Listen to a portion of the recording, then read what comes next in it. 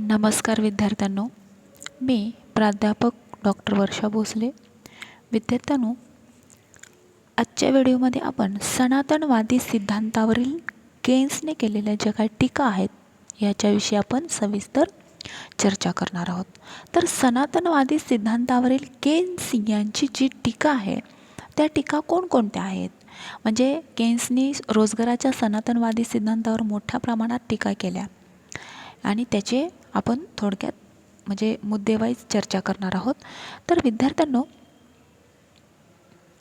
पहिला मुद्दा असा आहे की पूर्ण रोजगाराचं गृहीत अवास्तव. आता सनातनवादी सिद्धांतामध्ये पूर्ण रोजगार पातळीला अर्थव्यवस्था समतोलात येते असं गृहीत धरलेलं होतं. आता केन्स यांनी या गृहीतावर कशा पद्धतीची टीका केली ते आपण पाहूया. तर पूर्ण रोजगाराचे गृहीत अवास्तव. तर केन्सच्या मते बघा की हे गृहीत अवास्तव आहे. पूर्ण रोजगार हे विशेष स्थिती असून भांडवलशाही अर्थव्यवस्थेमध्ये अपूर्ण रोजगार ही सामान्य स्थिती असते. याचं मूळ कारण काय की भांडवलशाही अर्थव्यवस्था सेच्या बाजाराच्या नियमानुसार बघा, भांडवलशाही अर्थव्यवस्था सेच्या बाजाराच्या नियमानुसार कार्य करत नाही आणि पुरवठा नेहमीच मागणीपेक्षा हा जास्त असतो. म्हणजे भांडवलशाही अर्थव्यवस्थेतील अनैच्छिक बेकारीचं अस्तित्व, अपूर्ण रोजगार हे समतोल सामान्य स्थिती असल्याचं इथं काय होतं, स्पष्ट होतं. तर अशा पद्धतीनं पूर्ण रोजगाराचं गृहीत केन्सनं काय केलेलं आहे, अवास्तव आहे असं टीकात्मक परीक्षण केलेलं आहे, म्हणजे टीका केलेली आहे. पुढचा मुद्दा असा आहे की अतिरिक्त उत्पादन शक्य. आता सनातनवादी रोजगार सिद्धांतामध्ये अतिरिक्त उत्पादनाची शक्यता नाकारण्यात आलेली होती त्यांच्या त्या गृहीतामध्ये. लक्षात आलं? आता सेच्या नियमानुसार बघा, सेच्या नियमानुसार सुद्धा प्रत्येक पुरवठा स्वतःची मागणी निर्माण करतो आणि त्यामुळं अर्थव्यवस्थेमध्ये अतिरिक्त उत्पादनाची शक्यता नसते. म्हणजे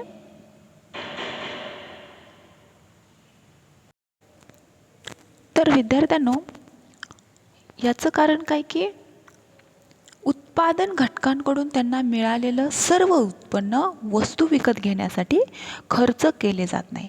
म्हणजे उत्पन्नाचा काही भाग बचत केला जातो आणि मिळालेलं सर्व उत्पन्न उपभोग वस्तूंवर खर्च न झाल्यानं एकूण मागणीची कमतरता काय होते, निर्माण होते. म्हणजे सर्व उत्पादित वस्तू विकल्या न जाऊन काय होतं की सर्वसाधारण अतिरिक्त उत्पादनाची स्थिती निर्माण होते. म्हणजे सेच्या नियमानुसार प्रत्येक पुरवठा स्वतःची मागणी निर्माण करतो आणि अर्थव्यवस्थेत अतिरिक्त उत्पादनाची शक्यता नाकारली आहे. परंतु इथं केन्सनं काय केलं आहे, अर्थव्यवस्थेत अतिरिक्त उत्पादन शक्य असतं आणि त्याचं कारण आता मी तुम्हाला सांगितलेलं आहे. म्हणजे काय की उत्पादन घटकांकडून त्यांना मिळालेलं सर्व उत्पन्न आहे ते वस्तू विकत घेण्यासाठी खर्च केलं जात नाही. म्हणजे उत्पन्नाचा काही भाग बचत केला जातो आणि मिळालेलं सर्व उत्पन्न उपभोग्य वस्तूंवर खर्च न झाल्यानं एकूण वस्तूची कमतरता निर्माण होते. म्हणजे सर्व उत्पादित वस्तू विकल्या न गेल्यामुळं सर्वसाधारण अतिरिक्त उत्पादनाची स्थिती काय होते, निर्माण होते. म्हणून केन्सनं अतिरिक्त उत्पादन शक्य आहे असं टीका केलेली आहे. नंतर तिसरी टीका अशी सांगते की स्वयं समायोजन अशक्य. आता बघा, इथं लक्षात घ्या की सनातनवादी रोजगार सिद्धांतामध्ये अर्थव्यवस्था स्वयंचलित आणि स्वयंसमायोजक असल्याचं मान्य केलं आहे. म्हणजे पूर्ण रोजगार समतोलाच्या स्वयंचलित आणि स्वयंसमायोजक प्रक्रियेसाठी निरहस्तक्षेपाचं धोरण आवश्यक आहे असं सनातनवाद्यांचा काय होता, दृष्टिकोन होता. आता बघा, केन्सनं काय म्हटलेलं आहे, हा जो काय दृष्टिकोन आहे तो केन्सला काय आहे, पूर्णतः मान्य नाही. आणि केन्सच्या मते त्यांनी टीका काय केली याच्यावर, म्हणजे स्वयंसमायोजन जे काय अशक्य आहे कशा पद्धतीनं ते सांगू इच्छितात बघा की भांडवलशाही अर्थव्यवस्था स्वयंचलित आणि स्वयंसमायोजक नसते असं त्यांनी जोरदार टीका केलेली आहे. म्हणजे काय की यामध्ये गरीब आणि श्रीमंत असे दोन वर्ग असतात. म्हणजे श्रीमंताकडे अधिक संपत्ती असते आणि ती उपभोगावर खर्च करत नाहीत. लक्षात आलं. आणि गरिबांकडे उपभोग्य वस्तू खरेदी करण्यासाठी पुरेसा पैसा नसतो आणि त्यामुळं एकूण पुरवठ्याच्या तुलना जर केली तर एकूण मागणीची कमतरता निर्माण होते आणि ती कमतरता निर्माण होऊन अर्थव्यवस्थेमध्ये अतिरिक्त उत्पादन आणि बेकारी काय होते अनुभवास येते. लक्षात आलं. म्हणजे स्वयं समायोजन करणे हे अशक्य आहे, हे केन्सनी इथं आपल्याला टीका केलेली आहे. नंतर पुढचा मुद्दा असा आहे की उत्पन्नातील बदलाद्वारे बचत आणि गुंतवणुकीमध्ये समानता. तर सनातनवाद्यांनी म्हणजे सनातनवाद्यांची अशी धारणा होती की पूर्ण रोजगार पातळीला बचत आणि गुंतवणूक समान असते. म्हणजे यामध्ये असमानता निर्माण झाल्यास व्याजदराच्या यंत्रणेद्वारे ती काय होते दूर होते. म्हणजे याचाच अर्थ काय की सनातनवाद्यांच्या मते बचत आणि गुंतवणूक समान जर नसेल तर व्याजदरातील बदलाद्वारे त्यामध्ये काय होते की समानता निर्माण होते. म्हणजे केन्सच्या मते बचत आणि गुंतवणूक यातील समानता सनातनवादी समानता जी काय आहे ती सनातनवादी काय करतात म्हणजे त्यांचं काय मत आहे की त्या व्याजदरामुळे निर्माण होत नाही तर उत्पन्नातील बदलामुळे निर्माण होते. म्हणजे त्यांच्या केन्सच्या मते बघा की बचत उत्पन्नावर अवलंबून असते आणि गुंतवणूक व्याजदराबरोबरच भांडवलाच्या सीमांत कार्यक्षमतेवर अवलंबून असते. म्हणजे बचत गुंतवणुकीपेक्षा जास्त असेल तर याचा अर्थ काय की लोक उपभोगावर कमी खर्च करतात आणि त्यामुळं मागणी कमी होते. उत्पादन काय होतं अतिरिक्त ठरून गुंतवणूक, उत्पन्न, रोजगार आणि उत्पादन यामध्ये काय होते आपोआप घट होते. म्हणजे उत्पन्नात घट झाल्यास बचत कमी होते आणि बचत आणि गुंतवणूक यामध्ये काय होते समानता होते. कशामुळं हे उत्पन्नात घट झाल्यामुळं बचत कमी होते आणि बचत कमी होऊन बचत आणि गुंतवणुकीमध्ये काय होते समानता निर्माण होते. म्हणजे केन्सच्या मते काय की उत्पन्नातील बदलाद्वारे बचत आणि गुंतवणूक यामध्ये समानता प्रस्थापित झालेली असते असं केन्सनं आपल्या ह्याच्यामध्ये सांगितलेलं आहे. म्हणजे सनातनवाद्यांचा जो काही मुद्दा आहे तो त्यांनी खोडून टाकला आणि त्याच्यावर त्यांनी जोरदार टीका केली की पूर्ण रोजगार पातळीला बचत आणि गुंतवणूक समान असते आणि याच असमानता निर्माण झाल्यास व्याजदराच्या यंत्रणेद्वारे ती दूर होते. म्हणजे त्यांनी काय केले बचत आणि गुंतवणूक समान नसेल तर व्याजदरातील बदलाद्वारे त्यात समानता निर्माण होते असं काय केलेलं आहे सनातनवाद्यांची धारणा होती. परंतु केन्सनं काय केलं की बचत आणि गुंतवणूक यामध्ये समानता म्हणजे आहे हे सनातनवादी म्हणतात त्याप्रमाणे व्याजदरामुळे निर्माण होत नाही हे सुद्धा त्यांनी यावर जोरदार टीका केलेली आहे. तर विद्यार्थ्यांनो पुढचा मुद्दा असा आहे की वेतन कपातीचे धोरण अयोग्य. आता बघा की प्राध्यापक पिगू यांच्या मते अर्थव्यवस्थेमध्ये बेकारी निर्माण झाल्यास अर्थव्यवस्थेत बेकारी निर्माण झाल्यास पैसारूप वेतनातील पैसारूप कपातीद्वारे जी बेकारी दूर करून अर्थव्यवस्थेमध्ये पूर्ण रोजगार प्रस्थापित करता येतो.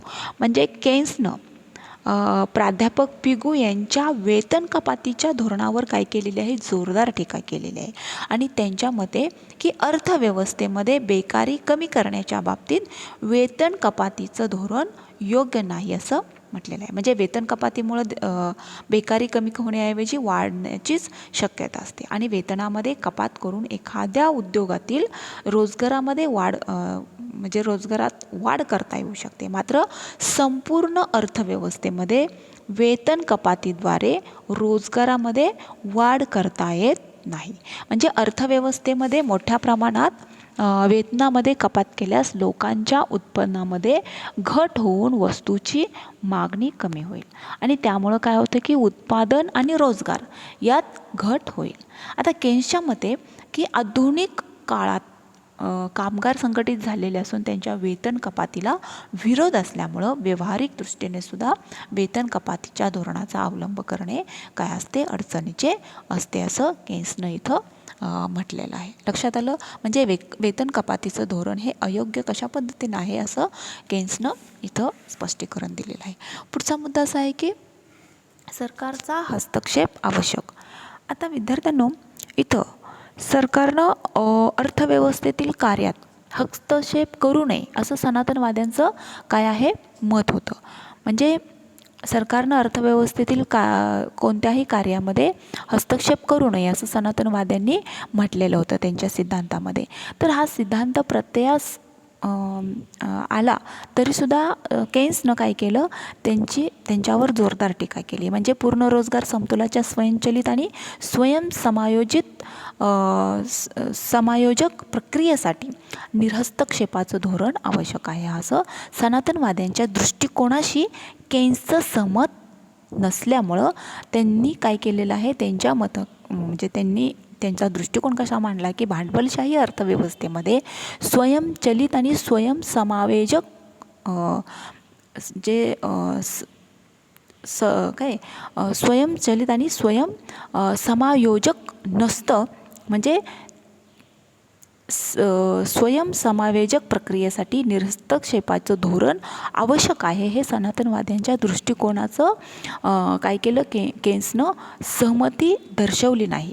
आणि त्यांच्या अनुषंगाने म्हणजे केन्सच्या मते काय केलेलं आहे, मी पुन्हा एकदा सांगते की भांडवलशाही अर्थव्यवस्था स्वयंचलित आणि स्वयंसमायोजक नसते असं त्यांनी प्रतिपादन केले. म्हणजे त्याच्यावर जोरदार टीका झालेली आहे. आता लक्षात घ्या, राजकोषीय आणि चलनविषयक उपाययोजनाद्वारे अर्थव्यवस्थेतील जी काय मागणी आणि पुरवठ्याचा मेळ घालवण्यासाठी केन्सनं काय केलं, सरकारचा हस्तक्षेप आवश्यक आहे असं त्यांनी ठाम प्रतिपादन केलेलं आहे. लक्षात आलं. म्हणजे अशा पद्धतीनं सरकारचा हस्तक्षेप आवश्यक आहे, आवश्यक असला पाहिजे असं केन्सचं मत होतं. तर शेवटचा मुद्दा असा आहे की दीर्घकालीन समतोलावरील भर अयोग्य. आता सनातनवाद्यांचं मत काय होतं बघा, की अर्थव्यवस्था म्हणजे सनातनवाद्यांच्या सिद्धांतामध्ये त्यांचं मत काय होतं की अर्थव्यवस्था दीर्घकाळामध्ये पूर्ण रोजगार पातळीला समतोलात येते. म्हणजे सनातनवाद्यांनी दीर्घकाळास महत्त्व दिल्यामुळं केन्सनं काय केलेले आहे, इथं जोरदार टीका केलेली आहे. आता केन्सच्या मते केन्सनं अल्पकालीन समतोलावर काय केलेलं आहे, भर दिलेला आहे. म्हणजे दीर्घकाळामध्ये आपण सर्व मृत झालेला असू असं त्यांनी म्हटलेलं आहे. म्हणजे in the long run we are all dead.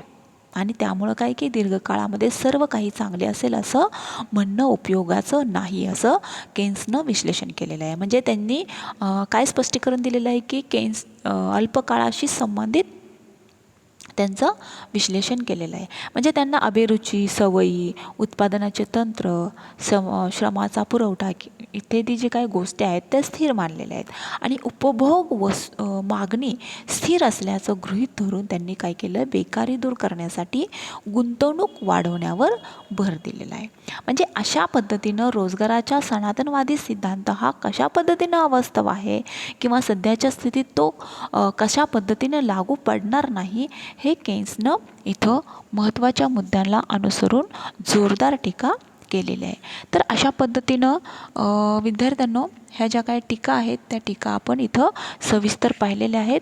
म्हणजे सनातनवादी सिद्धांतावरील ज्या काही केन्सनं टीका केलेल्या आहेत त्या टीकांचा आपण इथं सविस्तर चर्चा केलेल्या आहेत. तर विद्यार्थ्यांना आपण इथंच थांबूया. So thank you very much.